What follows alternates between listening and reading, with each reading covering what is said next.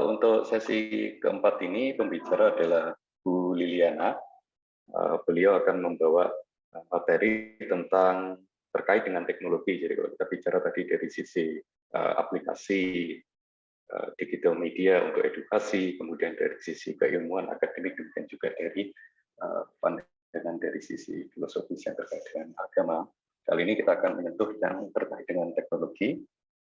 Tema yang akan dibawakan oleh Bu Liliana adalah VR, Virtual Reality, sebagai user interface, user experience multimodal menjadi aplikasi pendukung kehidupan manusia.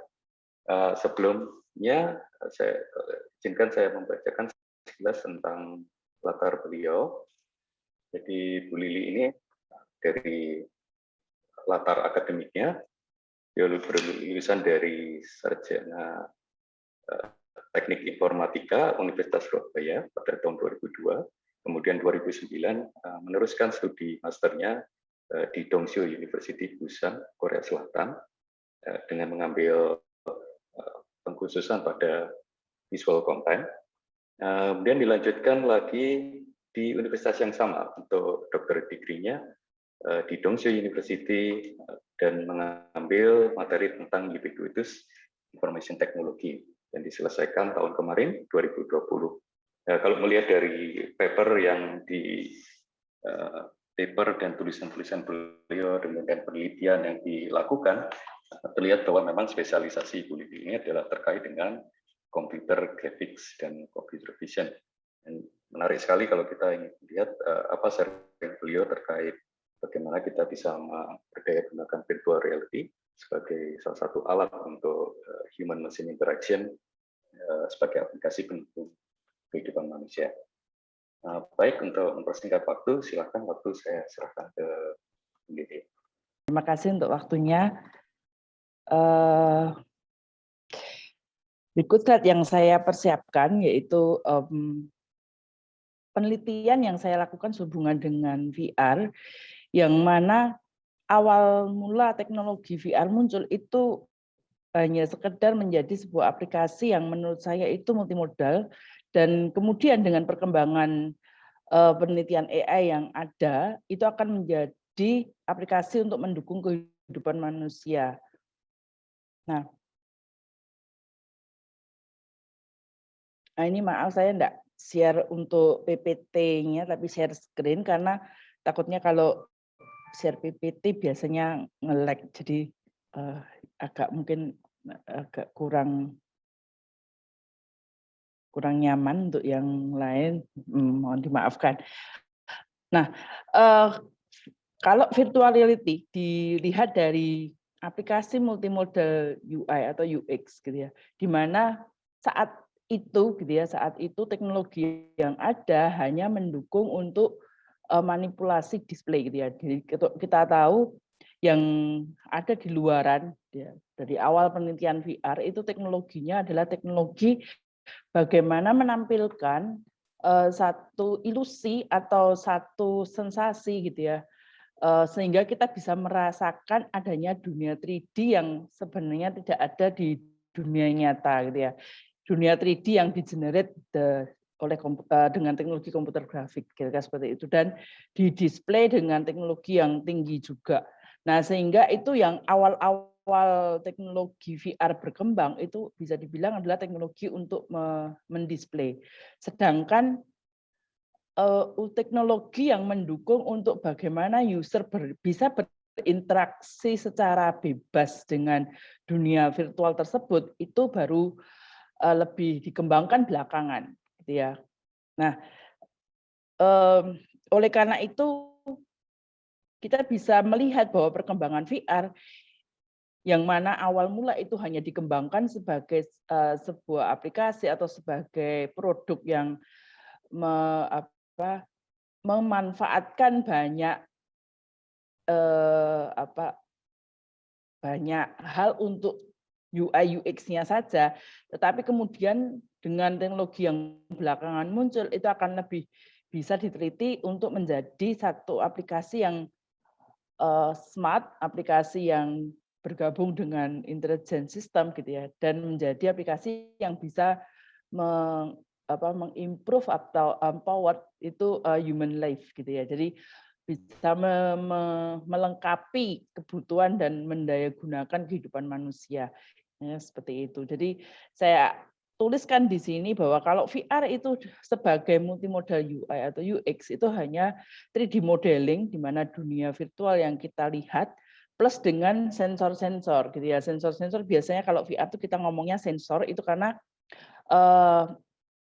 VR ini kan bisa dibilang user itu berinteraksi dengan menggunakan human sense gitu ya, atau indera dari manusia. Tapi kalau kita menggunakan device ya kita sebutnya dia sensor, penggantinya sense-nya human gitu ya. Jadi itu kenapa kita sebut sensor. Nah, biasanya sensor ini bisa yang paling umum dipakai itu kamera gitu ya, sensor mata. Itu bisa menggunakan Kinect, bisa menggunakan HTV, kemudian Deep Motion, DualSense, itu semua berbasis kamera gitu ya.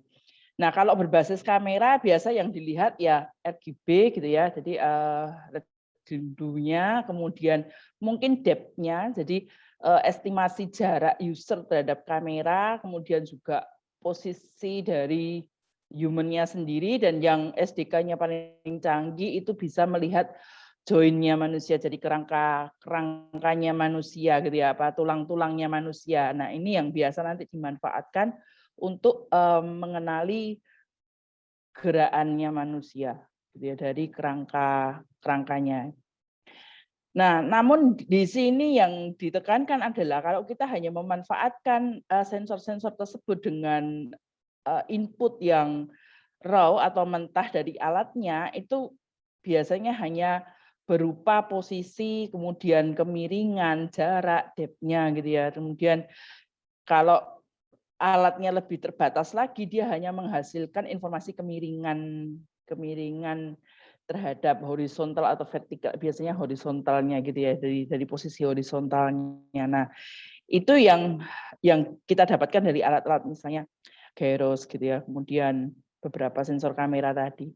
Sedangkan yang lain selain sensor kamera yang sekarang kita punya itu adalah speaker. Untuk yang lain seperti perasa, kemudian penciuman itu masih jarang gitu ya, teknologinya masih belum sampai ke sana untuk bisa mengenali bau-bauan atau bisa mengenali temperatur ya. Untuk mengenali temperatur ada sensornya, tapi yang dikemas dalam bentuk device untuk pendukungnya VR itu masih terbatas gitu ya, belum ada di pasaran kalau saya lihat gitu ya, masih dalam bentuk sensor-sensor yang biasanya sih digunakan untuk di IoT seperti itu.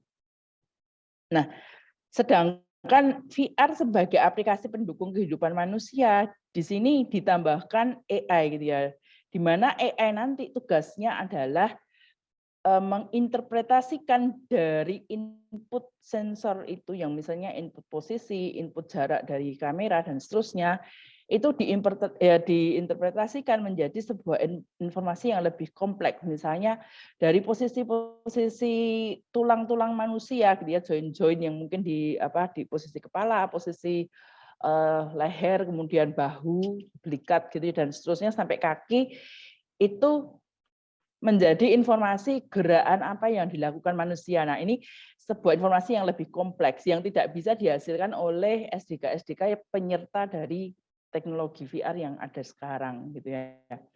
Nah, itu yang menjadi satu topik penelitian saya khususnya untuk studi S3 saya. Nah, ini saya kasih contoh untuk teknologi VR yang berfokus pada konten atau hanya berfokus pada visualnya saja. Memang bagus ini.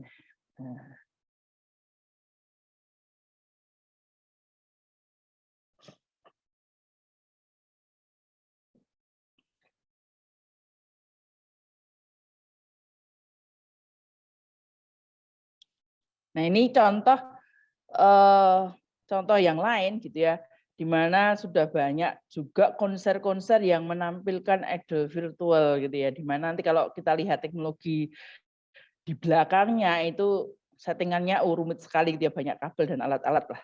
Saya juga waktu lihat di labnya yang di univ saya gitu ya, di Dongseo University itu juga full kamera gitu ya, semuanya full kamera dan display gitu ya. Jadi display itu benar-benar disorot kemana-mana.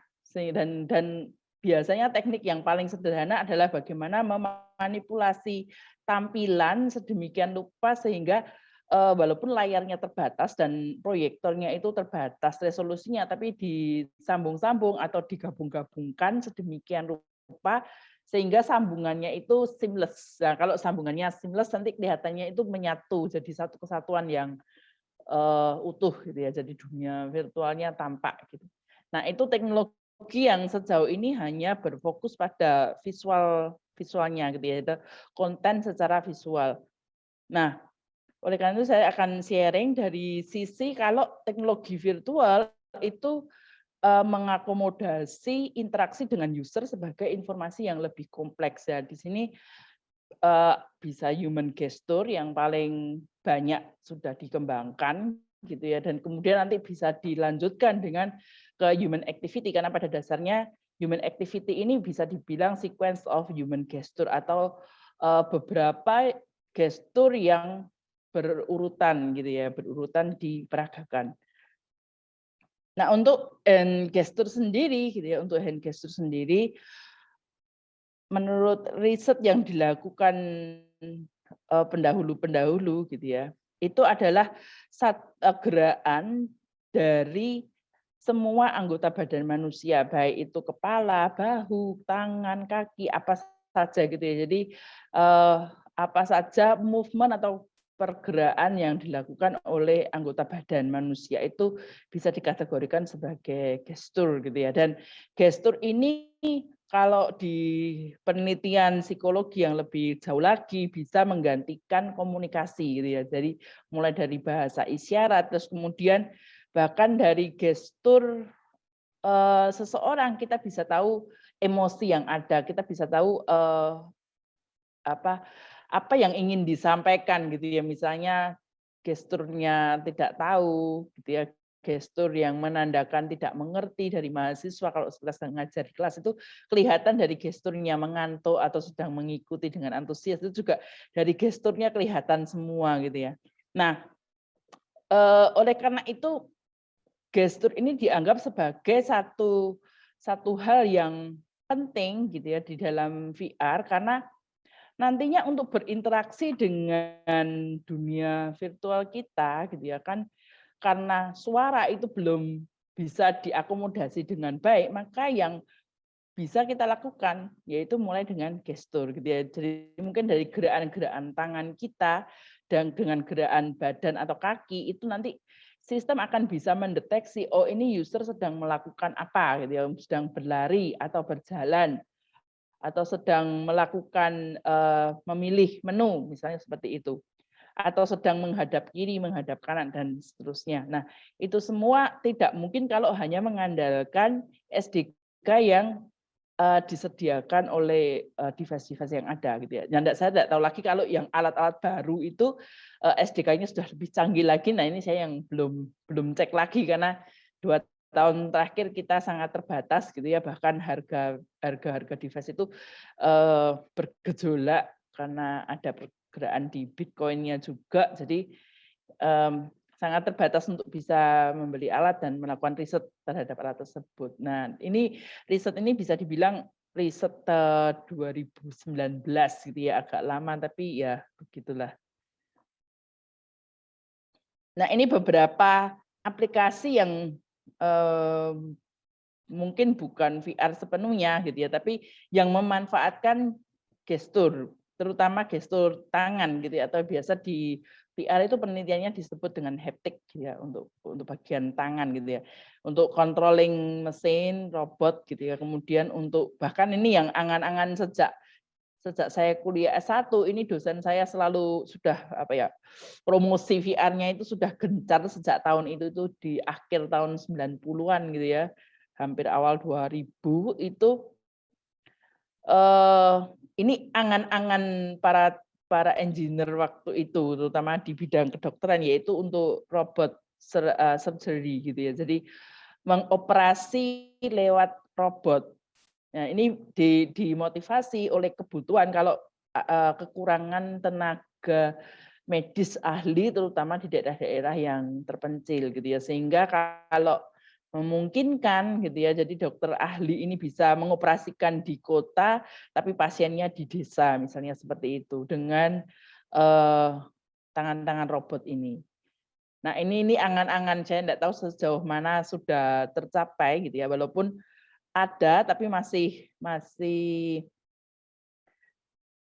benar-benar human assist gitu ya, jadi benar-benar masih dikontrol manusia karena tidak sepenuhnya dipercayakan pada robot gitu ya. Tapi ini tetap menjadi satu impian yang sejak saya kuliah S1 sampai sekarang kayaknya masih terus menjadi impian dari para engineer VR gitu ya. Kemudian yang VR game yang sering kita lihat yang mungkin semacam ini gitu ya. Jadi ini alat yang untuk mendeteksi gerakan tangan itu biasanya ini gitu ya. Ini salah satu alatnya yaitu mungkin HTC Vive.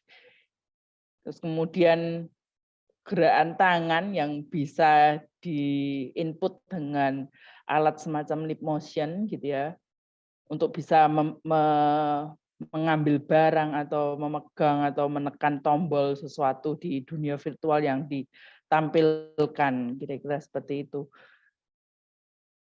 Nah, ini yang saya maksud dengan aplikasi yang bisa meningkatkan atau membantu kehidupan manusia, yaitu yang berhubungan dengan healthcare gitu ya, atau wellness gitu. Jadi aplikasi yang diarahkan memang untuk menunjang kebutuhan hidup manusia secara langsung gitu ya. Jadi bukan cuma entertain atau kesenangan, tapi sesuatu yang lebih menjadi satu kebutuhan gitu ya. Jadi walaupun ini dikemas dalam bentuk game, namun beberapa aplikasi physical rehabilitation ini bisa dimanfaatkan untuk fisioterapi gitu ya. Jadi terutama untuk pasien-pasien pasca stroke atau pasca operasi karena kecelakaan gitu ya, accident gitu kan. Itu kalau hanya mengandalkan terapi fisik di pusat terapi gitu kan, itu mungkin terbatas karena gerak mereka juga masih terbatas dan kemudian peralatan yang ada itu juga tidak mungkin dibawa kemana-mana sehingga mau nggak mau mesti ke satu lokasi pusat rehabilitasi. Nah, namun dengan adanya aplikasi VR gitu ya, di mana itu bisa dimainkan di rumah mungkin dengan alat yang lebih sederhana, mungkin karena cuma butuh lip motion atau cuma butuh kamera, intinya seperti itu. Nah, diharapkan aplikasi ini bisa dikembangkan untuk bisa dimanfaatkan di mana saja. Jadi tidak tergantung pada lokasi atau peralatan-peralatan yang lebih mahal dan tidak memungkinkan untuk diinstal di mana-mana. Intinya seperti itu. Nah, berdasarkan dari kebutuhan semacam ini gitu ya, beberapa riset di bidang medis itu mulai melakukan penelitian sejauh mana aplikasi VR ini bisa dimanfaatkan untuk physical terapi. Nah, itu juga yang kami lakukan, saya bersama dengan rekan-rekan dan profesor di studi S3 saya, kita mengumpulkan gerakan-gerakan yang perlu. Nah, tapi untuk sebelum saya sharingkan gerakan-gerakan yang perlu, mungkin saya perlu sharingkan juga ke Bapak Ibu sekalian device yang biasa kita gunakan untuk mengcapture atau menangkap data dari hand gesture. Nah, biasanya kita bedakan menjadi dua. Yang pertama adalah device yang dipakai di tangan, menempel, itu wearable device gitu ya. Biasanya seperti sarung tangan atau dilekatkan di angle gitu ya, di bagian angle tangan. Terus kemudian seperti accelerometer, gyros, kemudian ke sarung tangan dan ya biasanya sarung tangan ini bisa berupa sensor mounted ataupun tekstil. Jadi hanya bukan ada sensornya, tapi dia bermotif gitu ya. Jadi sarung tangannya bermotif sedemikian rupa sehingga bisa glowing di posisi-posisi join gitu. Biasanya kita butuh itu adalah informasi sendi-sendinya manusia, karena setiap gerakan manusia itu pada dasarnya adalah pergerakan dari setiap sendi yang ada di badan manusia. Nah, kalau tangan ya umumnya ya semua sendi-sendi di sini gitu ya. Jadi semua sendi ini bergerak seperti apa, nah itu yang perlu kita dapatkan informasinya untuk bisa menginterpretasikan menjadi informasi yang lebih kompleks tadi. Kemudian yang kedua, itu yang lebih banyak kita punyai, terutama di lab di PDM, ya, Universitas Kristen Petra, itu adalah yang vision based sensor gitu ya. Jadi sensor yang berbasis kamera, baik itu kamera RGB ataupun yang disertai dengan depth. Biasanya ini sudah satu paket gitu ya. Nah ini contohnya adalah Kinect, Leap Motion atau Real Sense, kemudian HTC Vive, kemudian sebenarnya ada lagi LIDAR, tapi LIDAR ini karena kemampuannya lebih terbatas, seringkali kalau untuk lab VR tidak terlalu direkomendasikan karena dia informasinya cukup terbatas. Nah, sementara nanti untuk kalau misalnya kita pakai Kinect itu kita bisa lihat SD card dari Kinect itu sudah menghasilkan informasi join dari kerangka manusia atau skeleton itu dengan posisi 25 posisi ini gitu ya. Jadi ini yang mewakili atas kepala di dahi, biasanya ini posisi leher gitu ya. Bukan leher yang ini, yang 3 ini sepertinya tergantung gitu ya, tergantung manusianya, tapi umumnya di sekitar mata, cuman saya enggak yakin apakah kalau orangnya itu wajahnya kecil atau lebar itu akan berefek atau enggak gitu ya. Nah, cuma yang ini yang nomor 3 ini biasanya di sini di bagian leher dan di belikat ini, dan ini bahu gitu ya. Bahu ini siku tangan, terus kemudian ini angle-nya gitu ya. Angle-nya ini kemudian biasanya ini jempol gitu ya, ini jempol, terus kemudian ini posisi palm di tengah, dan yang paling ujung itu biasanya yang paling ujung. Nah, cuman kalau Kinect ini karena dia mendeteksi keseluruhan badan, biasanya informasinya lebih sedikit dibanding yang kalau hanya mengcapture tangan saja. Tangan bisa lebih detail gitu ya, seperti ini. Jadi setiap sendi-sendinya tangan tuh dia bisa detect gitu ya. Dan dia tahu itu bagian jari yang mana, apakah jempol, telunjuk, tengah, atau kelingking gitu ya. Nah, untuk lip motion sendiri kira-kira koordinatnya seperti ini gitu ya. Jadi Z ini akan dianggap sebagai depth-nya atau jarak gitu ya, kedalaman atau jarak dari tangan terhadap Nah, ini tergantung diposisikan gimana gitu ya. Jadi kalau umumnya alat motion ini akan dipakai itu yang menjadi depth-nya itu justru yang Y-nya, karena tangannya itu akan diletakkan di atasnya alat itu gitu ya. Jadi yang hitam ini menghadap ke atas dan tangannya itu di atasnya, sehingga jauh dekatnya tangan dengan lip motion itu akan diukur dari posisi Z-nya, Y-nya ini. Kira-kira seperti itu. Nah, ini contoh kalau misalnya lip motion itu seperti ini posisinya, jadi alatnya seperti ini, tangannya di atasnya. Nah, dia akan mendetek atau mengenali gerakan dari tangan dan menganimasikan atau memvisualisasikan animasi atau pergerakan tangan tadi ke dalam bentuk kerangka ini gambar tangan kerangka ini gitu ya. Tangan kiri dan tangan kanan dan kiri juga dibedakan. Sedangkan untuk kalau kita menggunakan HTC Vive itu akan lebih terbatas karena posisi tangannya itu tidak didetek sepenuhnya, tapi hanya satu posisi untuk keseluruhan tangan. Jadi dia hanya mendetek atau men-tracking itu posisi dari alat ini gitu ya, alat yang dipegang tangan gitu ya. Nah, jadi kalau nanti itu bergerak ya posisi pergerakannya itu yang disimpan. Kira-kira seperti itu. Nah, sedangkan untuk setup-nya, kalau untuk assistive ini akan lebih rumit karena harus setup kamera, 2 kamera, dan kemudian kalau mau menggunakan display-nya juga mesti men-setup untuk display-nya, karena dia perlu melakukan kalibrasi untuk orientasi dan direction-nya. Jadi orientasi dan arah depannya user gitu ya.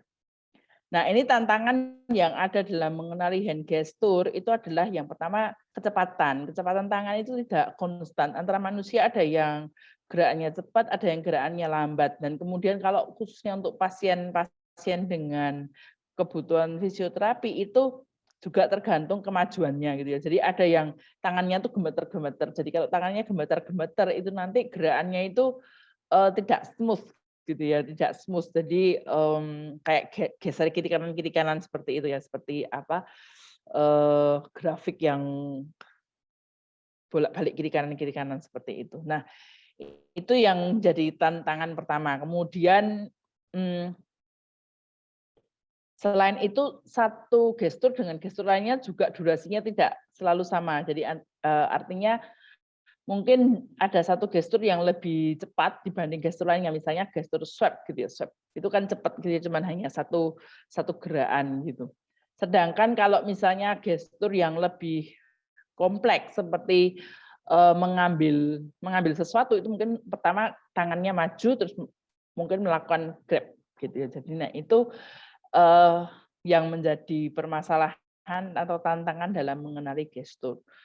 Kemudian posisi jarak dan orientasi juga tidak standar. Artinya setiap user bisa jaraknya tidak standar terhadap kamera gitu ya. Jadi bisa dekat, kadang jauh, terus kemudian orientasinya juga kadang suka-suka gitu ya. Kameranya di sebelah sana tapi saya hadap ke sini, hadap ke sana dan seterusnya. Jadi tidak selalu kita bisa mengharapkan user itu menghadap ke kamera. Kalau terutama untuk yang assistive itu karena bebas ruang 3D-nya, jadi user itu bisa, apalagi kalau sudah pakai mounted head mounted-nya gitu ya, pakai display ini bahkan tidak tahu lagi, bahkan usernya tidak tahu dia sedang menghadap kemana, orientasinya kemana, itu bahkan tidak sadar lagi gitu ya, bisa putar sana sini gitu ya. Nah, ketika putar sana sini terus kemudian dia melakukan perform sesuatu dengan tangan, nah itu bisa dibayangkan performa tangannya terhadap kamera itu bisa jadi tidak selalu frontal atau hadap depan, sehingga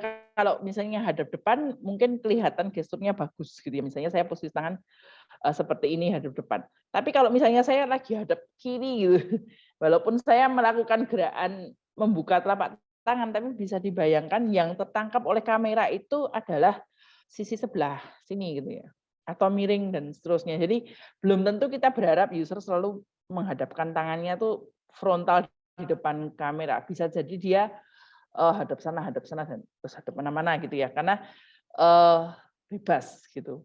Nah, itu yang menjadi tantangan karena mungkin kalau bagi teman-teman DKV tidak pernah aware gitu ya, apa permasalahannya ya kalau hadap sana sini terhadap kamera gitu. Nah, ini tapi yang dari informatika ini kepalanya mulai pening gitu ya, karena ini untuk menghitung orientasi tangannya ini jadi permasalahan tersendiri gitu ya. Jadi saya pertama kan kita harus kenali dulu dia itu kalau kita pengen tahu usernya itu melakukan gerakan apa, terus kemudian tapi posenya itu tidak frontal terhadap kamera, maka ini tidak bisa diasumsikan sebagai saya membuka telapak tangan gitu kan, karena yang ditangkap oleh kamera hanya satu sisi gitu ya, bahkan tidak dikenali sebagai tangan gitu. Nah, ini yang jadi satu challenge gitu.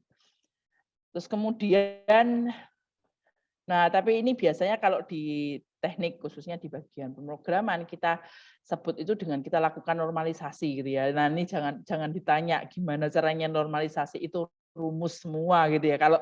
Saya biasanya kalau teman-teman masuk di kafe ini kan karena anti rumus gitu ya, anti rumus. Jadi ini konon gitu aja, konon namanya normalisasi. Di baliknya normalisasi itu yang digunakan biasanya ya rumus-rumus dari komputer grafik seperti transformasi, kemudian menghitung jarak dan seterusnya gitu ya. Kemudian untuk mengatasi perbedaan durasi dan jumlah pose dalam gestur, tadi ada yang pendek, ada yang lama gitu ya, ada yang panjang. Nah, itu akan dilakukan wrapping. Jadi istilahnya apa ya? Jadi kita mengubah informasi bukan berdasarkan waktu, tapi kita ubah menjadi sebuah seperti histogram gitu, semacam histogram. Jadi mengubah informasinya menjadi informasi lain yang jumlah, kalau istilah teknisnya itu jumlah bitnya lebih sama gitu ya. Jadi jumlah datanya atau panjang penyimpanan datanya itu lebih seragam, lebih uniform. Jadi kalau misalnya kita cuma simpennya frame per time kan, misalnya satu durasi itu 2 menit dengan yang durasinya 1 menit kan tentu jumlah frame-nya beda. Nah, jumlah frame beda ini kalau dilakukan operasi itu akan bermasalah, sehingga kita akan ubah menjadi sebuah informasi yang jumlah datanya itu atau panjang datanya sama. Kira-kira seperti itu. Nah, kita tidak akan bahas secara teknis itu, ini hanya untuk memperkenalkan supaya kalau nanti teman-teman yang melakukan riset di bidang ini mungkin lebih aware gitu ya, lebih bisa memperhatikan dari sisi teknis kalau memang aplikasinya ditujukan untuk aplikasi yang memang nantinya akan memanfaatkan AI gitu, kira-kira seperti itu. Nah, kemudian tantangan yang lain itu adanya, ya ini yang lebih menantang lagi, itu adanya movement antar gestur, jadi intra gestur gitu. Jadi kalau misalnya seperti kita menulis tangan gitu ya, itu kan pasti ada tulisan sambungnya gitu ya, bukan kalau kita menulis tangan yang bersambung, itu kan pasti ada coretan-coretan yang bisa dibilang bukan bagian dari huruf, tapi seperti antar huruf gitu ya. Jadi biasa garis-garisnya yang miring-miring gitu ya. Nah, itu di dalam gestur juga ada. Jadi misalnya setelah saya melakukan sebuah gestur tertentu, ketika saya akan melakukan gestur lainnya, kalau misalnya gestur pertama itu adalah swipe gitu misalnya. Nah, pada saat posisi di sini terus kemudian saya harus perform gestur lain yang saya harus mengembalikan tangan di posisi sana, maka ada gerakan ini yang kita sebut antar gestur. Jadi gerakan yang bukan gestur, tidak punya makna, tapi terjadi karena saya perlu melakukan perubahan posisi tangan untuk perform gestur berikutnya. Nah, itu yang sangat menantang ini, gitu ya. Sangat menantang karena saya harus tahu di mana saya harus memotong-motong. Jadi kalau misalnya Bapak Ibu yang pernah berhubungan dengan file suara, itu kan pasti tahu kalau di file suara itu nanti di antara frekuensinya itu ada frekuensi-frekuensi antar fonem gitu ya, antar kata gitu ya, yang nanti pasti di-delete karena misalnya jeda terlalu lama atau ada tarikan nafas atau apa, itu pasti muncul gitu ya, muncul di filenya itu semacam frekuensi antara gitu ya, frekuensi antara. Nah, ini gestur juga sama. Ada gestur antara. Jadi adanya gestur-gestur tanpa makna yang terjadi karena melakukan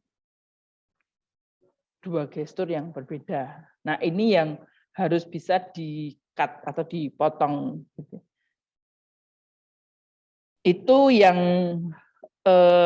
plus yang tantangan yang berikutnya itu adalah bahkan dalam melakukan satu gestur yang sama bisa jadi posisi tangan itu tidak selalu orientasi dan direksinya itu sama. Jadi misalnya gerakan tangan yang seperti ini gitu ya. Jadi dia mengambil barang tapi gerakannya itu seperti ini. Kita kan tidak bisa mengharapkan setiap user mengambil ketika kita minta katakanlah game gitu ya, game VR yang mengharuskan user itu mengambil sesuatu, kita nggak mungkin mengharapkan semua user itu ngambilnya itu pasti geraknya harus seperti ini. Itu nanti guidance game-nya yang terlalu panjang. Jadi harus ngajari user dulu. Nanti kalau gerakan Grab itu harus seperti ini ya. Nah, kadang-kadang tuh ya ada yang suka-suka user yang ngambil barangnya itu begini gitu.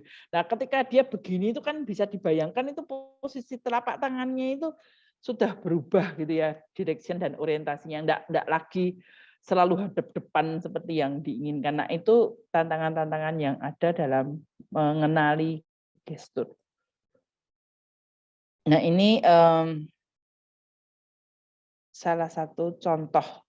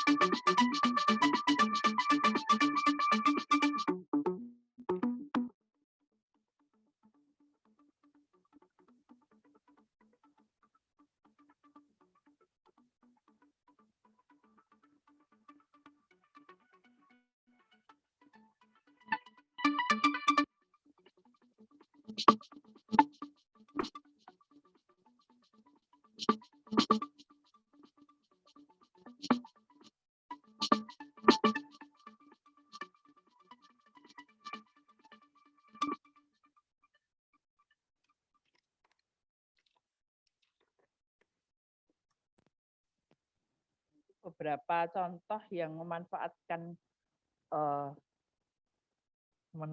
gestur. Ya. Nah, untuk gestur yang menjadi riset kami itu adalah gestur yang mid air, ya kategorinya itu mid air, seperti menggambar di 3D space, gitu ya, menggambar di udara gitulah kira-kira. Jadi gesturnya seperti itu dan kemudian tidak ada penentuan durasi gitu. Nah, beberapa gestur yang kita kumpulkan itu adalah gestur yang disarankan oleh fisioterapis yang ini teman-teman saya yang melakukan pengumpulan datanya gitu ya. Jadi saya bagian untuk pengolahannya. Sementara dataset ini saya dapat dari rekan penelitian yang lain. Jadi yang melakukan pengumpulan data gitu ya. Jadi ini beberapa gerakan tangan yang harus diikuti untuk melakukan tahapan dari fisioterapi, mulai dari gerakan-gerakan rigid gitu ya, yang simple, kemudian lebih kompleks, gitu. Kemudian gerakan yang kalau sudah meningkat lagi kemampuannya itu adalah gerakan yang lebih smooth atau lebih halus dan yang kompleks gitu ya. Nah, ini gerakan yang kami kumpulkan, terus kemudian ini contoh dari sekian banyak orang yang melakukan, yang kami minta tolong sebagai volunteer gitu ya. Ini yang didapatkan gitu ya. Jadi gerakan tangannya setelah di tracking dan setelah diolah itu akan jadi seperti ini gitu ya. Nah, ini saya tunjukkan bagaimana dari gerakan yang di 3D space tadi saya istilahnya saya cari gitu ya. Saya cari 2D plane-nya yang paling mendekati dan kemudian saya petakan menjadi sebuah gambar gitu ya, dan kemudian masih dimanipulasi lagi supaya gambarnya lebih smooth. Kemudian dari sana untuk urutan peragaannya sendiri, karena kalau hanya mengandalkan gambar bisa jadi sebuah gestur itu gambarnya sama tapi padahal performanya beda. Jadi misalnya gambar yang ini saja kan bisa jadi saya dari kiri ke kanan atau dari kanan ke kiri gitu ya. Ini kan urutannya bagaimana. Nah, itu untuk mengatasi kesulitan itu maka kami memberikan label gitu ya, label untuk tahu dia itu gerakannya dari mana ke mana gitu ya. Nah, untuk pelabelannya ini sendiri itu kita bagi menjadi 4. Jadi kiri atas, kanan atas, kiri bawah, kanan bawah. Jadi 4 bagian. Karena itu sudah mewakili semua gerakan yang ada ini, kita bisa petakan menjadi 4 area gitu ya, 4 area. Nah, ini dari hasil pengujian.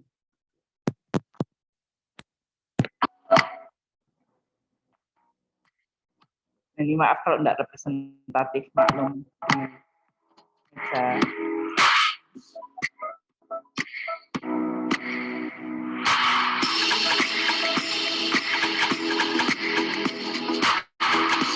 Ini karena saya bukan bagian buat aplikasinya, karena saya bagian untuk AI-nya, untuk deteksi gerakan ini apa, itu jadi ilmunya ya masih terbatas pada bisa dibilang apa ya, prototipe yang saya buat. Jadi saya hanya bagian membaca data, kemudian menginterpretasi data apa.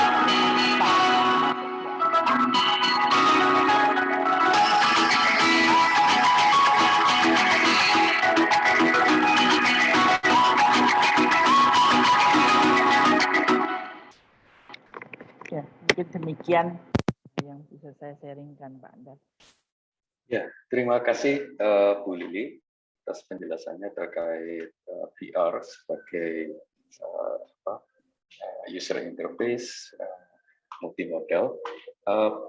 Berhubung waktunya tinggal kurang lebih 5 menit, silakan langsung jika ada yang mau bertanya. Boleh lewat chat juga. Kalau saya cek, ada yang present. Oke, sambil menunggu pertanyaan yang lain, mungkin ada yang saya tanyakan, Bu. Tadi Ibu tekankan bagaimana AI sangat membantu dalam menutup kekurangan yang terjadi terkait di sensor ya. Jadi ada kelemahan-kelemahan bagaimana sensor mampu menangkap pressure, dan AI itu membantu untuk bisa dibilang kayak menginterpretasikan data-data yang masih kurang tersebut. Sampai sejauh mana Bu sekarang perkembangan dari sisi AI mampu membantu kemampuan penerjemahan gesture menjadi suatu informasi, data menjadi suatu informasi. Yang sejauh saya sudah baca risetnya rekan-rekan peneliti yang lain, itu sign language itu sudah paling banyak karena itu paling butuh ya Pak. Jadi sign language itu sudah bisa. Terus kemudian gestur yang simple untuk controlling smart home atau smart physical gitu. Jadi untuk mengontrol atau alat-alat di rumah gitu ya, home appliance. Jadi misalnya seperti buka tutup gini terus atau swipe itu sudah bisa. Jadi beberapa gerakan yang cukup umum gitu.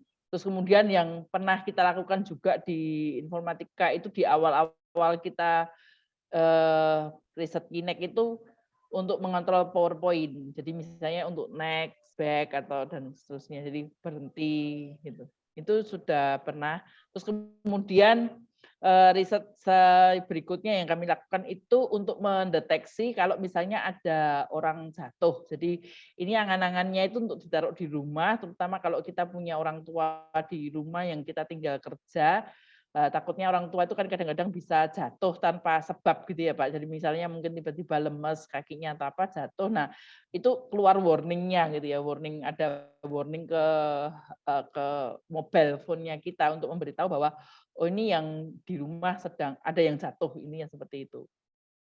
Itu yang sejauh ini kami lakukan di informatika sendiri, tapi kayak yang di luar itu setahu saya memang sangat cepat sekali pengembangan yang ada, terutama untuk mendeteksi beberapa gerakan tangan gitu ya. Gerakan tangan itu sudah yang paling banyak diteliti karena itu yang paling banyak dimanfaatkan untuk terutama untuk aplikasi VR gitu ya. Jadi entah itu Grab atau milih tombol tertentu, menulis huruf di udara gitu ya, menulis huruf atau nulis apapun gitu. Terus kemudian nah ini yang saya belum cek gitu ya, apakah sudah ada yang punya penelitiannya, tapi kalau misalnya seperti gerakan buka handle pintu, gerakan yang semacam itu, kalau misalnya terutama yang sering dipakai di aplikasi VR itu yang saya belum tahu sejauh mana sudah berhasil. Cuman ya memang belum ada yang dipatenkan Pak, masih bentuk riset-riset lab-lab institusional gitu. Tapi kalau melihat perkembangannya dalam waktu dekat atau ya beberapa tahun lagi itu aplikasi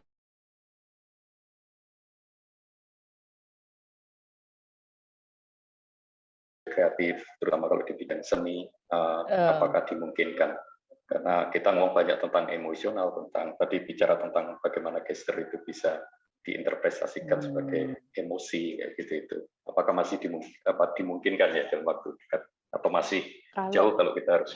Sebenarnya kan kalau dari sisi teknologi itu kan sebenarnya kayak kita hanya menyediakan tool kan ya Pak. Maksudnya kalau ngomong soal tadi memberikan emosi atau apa itu kan masih benar-benar itu ranahnya desain yang bahkan kita nggak bisa sediakan toolbox-nya yang gimananya yang seperti dibilang Pak Dedi tadi kan juga walaupun kita punya sediakan masternya, template-nya, tapi kan juga itu masih basic gitu Pak, basic sekali gitu ya, basic ekspresi yang benar-benar. Nah, yang mungkin kita lakukan di IT juga sama. Mungkin misalnya bahkan untuk gestur yang kita bisa support itu ya basic gitu ya. Di mana nanti tetap harus ada yang merangkai kalau movement ini terjadi, maka apa gitu.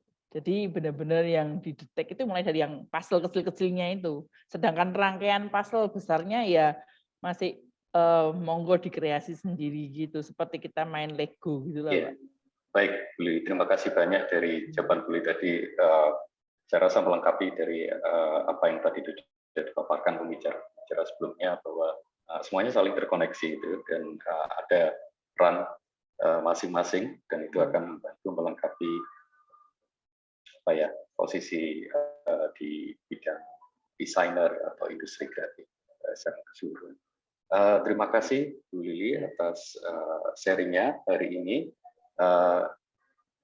Mari kita berikan aplaus, geser untuk Bu Lili dan waktu saya kembalikan ke Gladys sebagai MC. Terima kasih, selamat siang. Terima kasih. Terima kasih.